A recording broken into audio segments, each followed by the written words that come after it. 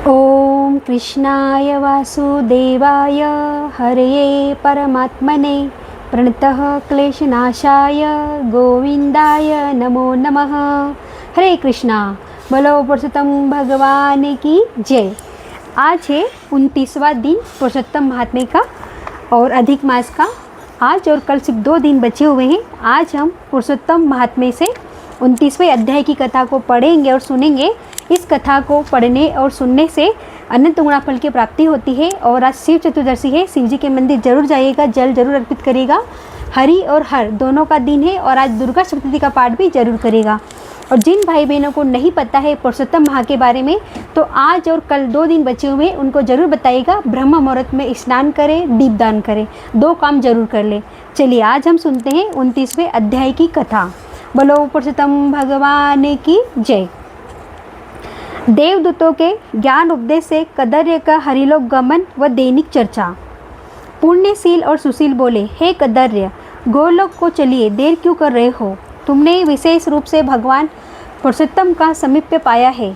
कदर्य बोला, मुझे अभी बहुत से कर्मों के फल भोगने हैं, लेकिन किस प्रायश्चित में गोलोक मिला यह नहीं समझ पाया। पृथ्वी पर कितनी वर्षा की धाराएं हैं, जितने तृण और राजकण हैं, जितने आकाश में तारे हैं, उतने ही मेरे पाप हैं। मैंने यह सुंदर शरीर कैसे पाया?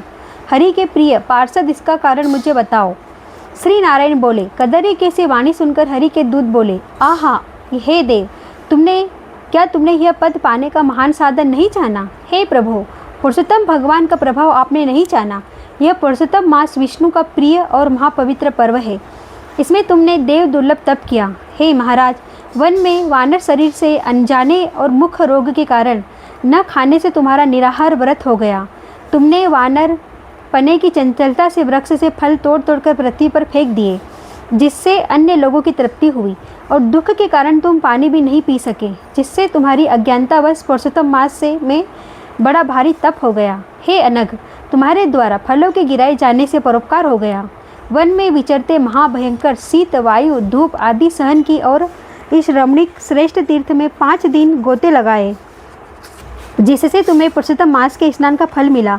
इस प्रकार तुम्हारे रोगवश होने से अनजाने ही उत्तम तप हो गया, सो वह सफल हो गया। और अब तुमने अनुभव भी कर लिया। जो मनुष्य इस पुरुषोत्तम मास में श्रद्धापूर्वक इसके उत्तम महात्म्य को जानकर विधि से कर्म करते हैं, उनका तो कहना ही क्या है। आपने जैसा साधन किया वैसा करने में अन्य कोई समर्थ नहीं। इस मास में एक उपवास करने से ही मनुष्य पाप समूह से छूट जाता है। इस मास के समान पुरुषोत्तम की प्रीति देने वाला अन्य कोई नहीं है। इस पुरुषोत्तम का जो व्रत करते हैं वे धन्य हैं। इस भरत खंड में मनुष्य जन्म पाकर तो पुरुषोत्तम का सेवन करते हैं, ये सदा महाभाग्यशाली हैं और उन्हीं का जन्म सफल है, जिनका पुरुषोत्तम मास स्नान, दान, तप, जप आदि में बीता है। पुरुषोत्तम मास में दान, पितृकार्य, श्राद्ध और अनेक प्रकार के तप करने से सब अन्य मासों की अपेक्षा करोड़ गुना फलदायक होते हैं। जो पुरुष पुरुषोत्तम मास में स्नान, दान नहीं करता, उसे नास्तिक, पापी, मूर्ख, पाखंडी, दुष्ट, अधर्मी तथा आलोचक को धिक्कार कहते हैं।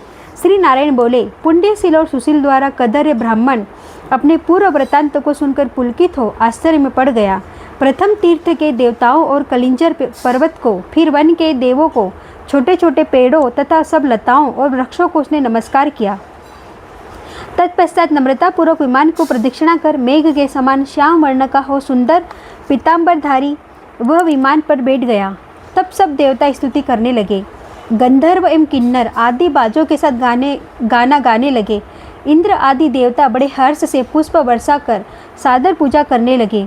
पश्चात वह आनंद से योगियों को दुर्लभ गोप गोपी और गौ से सेवित रासमंडल से सुशोभित गोलोक को गया। और जिस लोक में न बुढ़ापा आता है और न मृत्यु ही होती है और न कोई शोक होता है, ऐसे लोक को कदर्य चित्र शर्मा ब्राह्मण पुरुषोत्तम मास के सेवन से वानर शरीर त्याग कर गया, जहाँ 2 भुजाधारी मुरलीधर पुरुषोत्तम के दर्शन करके आनंदित हो गया। श्री नारायण बोले, इस आश्चर्यमय दृश्य को देखकर सब देवता चकित हो गए और पुरुषोत्तम की प्रशंसा करते हुए अपने अपने स्थान को चले गए।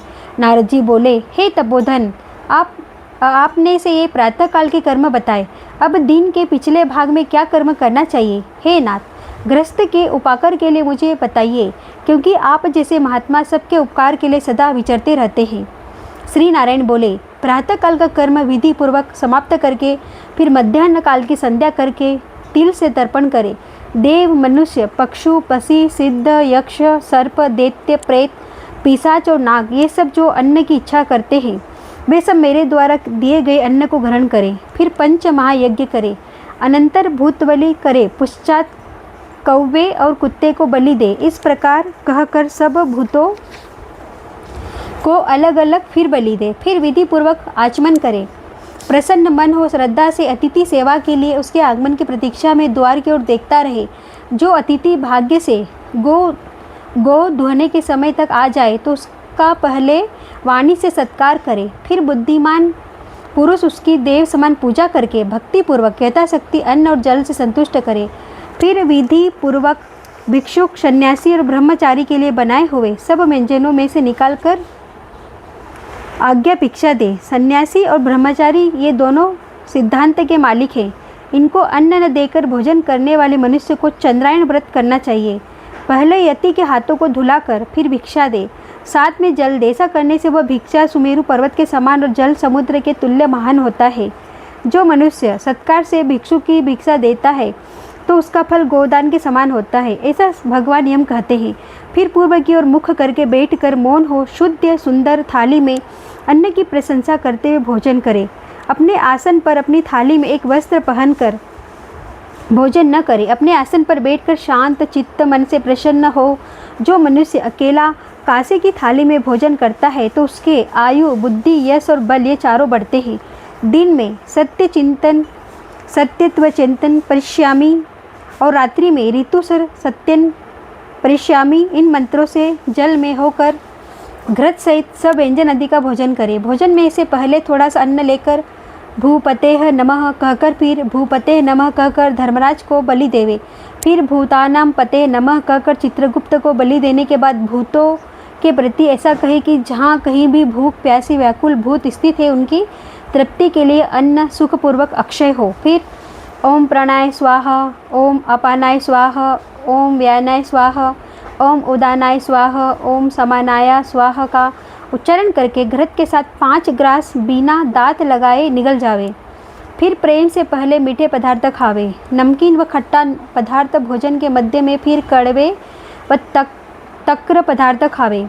मनुष्य को चाहिए कि पहले तरल पदार्थ को भोजन करे, बीच में कड़े पदार्थ खावे और अंत में फिर तरल पदार्थ खावे। इससे ऐसा करने से बल और आरोग्यता प्राप्त होती है। मुनि को 8 ग्रास, वानप्रस्थ को 16 ग्रास, गृहस्थी को 32 ग्रास और ब्रह्मचारी को इच्छानुसार भोजन करना चाहिए। ब्राह्मण, क्षत्रिय और वैश्य को शास्त्र के विरुद्ध भोज्य आदि पदार्थ नहीं खाने चाहिए। सूखा और बासी आहार अभोज्य कहा है। घी और दूध के शेष भाग को छोड़कर सब पदार्थ का भोजन करके बचे हुए दूध घी को अंगुलियों के अग्रभाग में रखकर अंजलि में जल भर ले। उसमें से आधा जल पीले और अंगुली के अग्रभाग में स्थित शेष को पृथ्वी पर गिराकर ऊपर से अंजलि का शेष आधा जल पंडित जन उसी जगह निम्न मंत्र को पढ़कर सिंचन करे। ऐसा न करने से ब्राह्मण पापी का भागी होता है। रौरव नरक में पीव के गड्ढे में पद्मवृद्ध अनेकों वर्षों तक रहने वाले प्राणियों को जिन्हें इसकी आकांक्षा हो उनके लिए यह मेरा दिया हुआ जल अक्षय होकर मिलता रहे। यह कहकर जल से सिंचन करके दांतों को शुद्ध करके फिर आचमन करके गीले हाथ से पात्र को सरका दे। फिर वहाँ से उठकर बाहर जाकर मिट्टी और शुद्ध जल से अच्छी तरह मुख व हाथ धोवे। 16 कुल्ले कर शुद्ध हो सुख से आसन पर बैठकर निम्न मंत्रों को पढ़ते हुए पेट पर हाथ फेरे। अगस्त, कुंभकर्ण, शनि, बड़वानाल और 5वें भीम का आहार के पचने के लिए स्मरण करे, जिसने आतापी और वातापी को मारा, समुद्र को सोख लिया। ऐसे अगस्त मुनि मेरे ऊपर प्रसन्न हो। फिर हर्ष से श्री कृष्ण का स्मरण कर आचमन करके पान खावे। फिर श्रेष्ठ मार्ग का अनुसरण कर उत्तम शास्त्रों की चर्चा का आनंद लेते हुए पर ब्रह्म श्री कृष्ण का चिंतन करे। सर्वथा आजीविका रहित व्यक्ति भी एकाग्र मन होकर 2 घड़ी अध्यात्म विद्या श्रवण करे। सुनने मात्र से धर्म का ज्ञान और पापों का नाश होता है, मोह दूर होता है और ज्ञान रूपी अमृत प्राप्त होता है। नीच भी श्रेष्ठता को प्राप्त करता है और न सुनने से श्रेष्ठ जन भी नीच हो जाते हैं। फिर बाहर जाकर व्यापार आदि करे और संपूर्ण अर्थों की सिद्धि देने वाले श्री कृष्ण को मन में ध्यान करें। सूर्य अस्ताचल के समय पर तीर्थ अथवा घर पर ही जाकर पांव धोकर पवित्री धारण करें। संध्याकालीन की संध्या वंदन करें। जो अधम ब्राह्मण संध्याकालीन की संध्या न करे तो वह गोवध के पाप का भागी होता है और मरने पर रौरव नरक में जाता है।